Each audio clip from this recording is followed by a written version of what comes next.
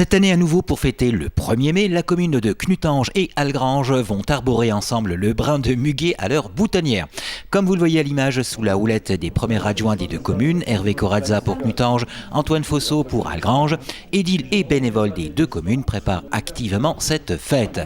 Comme l'an dernier, cette fête du 1er mai qui se déroulera à Knutange Parc Stirn se voudra à la fois festive, citoyenne, engagée et solidaire.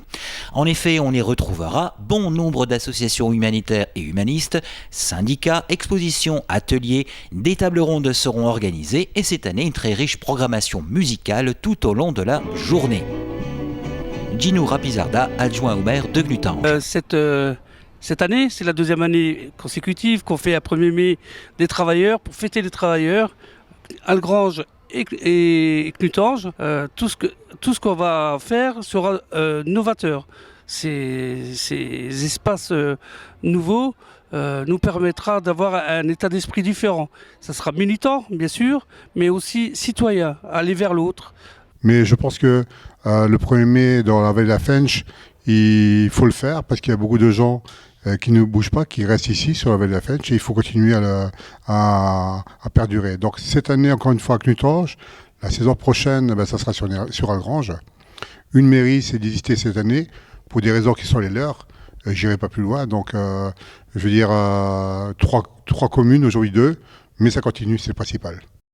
Oui, donc sur les associations d'Algrange, il y a une association qui prépare le festival de musique, qui vient donc donner un coup de main aux buvettes. La ville d'Algrange amène ses stands, amène plusieurs choses, donc y compris des gens qui vont venir maquiller, y compris les jeux pour enfants.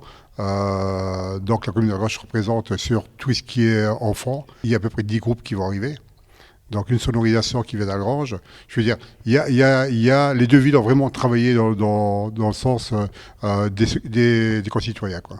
Parmi les nombreuses animations, nouveauté cette année sera instaurée une zone de gratuité livres, vêtements, objets ainsi qu'un mur d'expression, tous deux instaurés et animés par l'association Berceau du Fer qui inaugurait il y a peu avec succès une zone de gratuité au Gueulard de Nilvange. Mathieu Dos Santos, président de l'association Berceau du Fer. Alors l'association Berceau du Fer va proposer donc d'animer la zone de gratuité où on invite tout le monde à prendre et ou donner des objets en tout genre.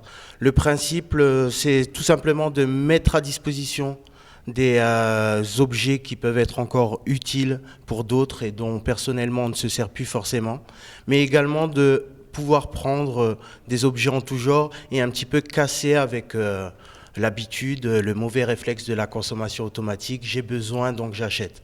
On essaye de rompre un petit peu avec cet esprit, inciter les gens à se rencontrer et surtout à partager. C'est très important. À partager également l'info de cette annonce du 1er mai des villes Algrange-Knutange qui se déroulera au parc Stirn à partir de 11h. D'où vient cette fête du 1er mai ? C'est pas simplement un jour férié comme les autres, c'est un jour férié qui rappelle les luttes, les syndicats et c'est ce qu'on veut mettre en avant.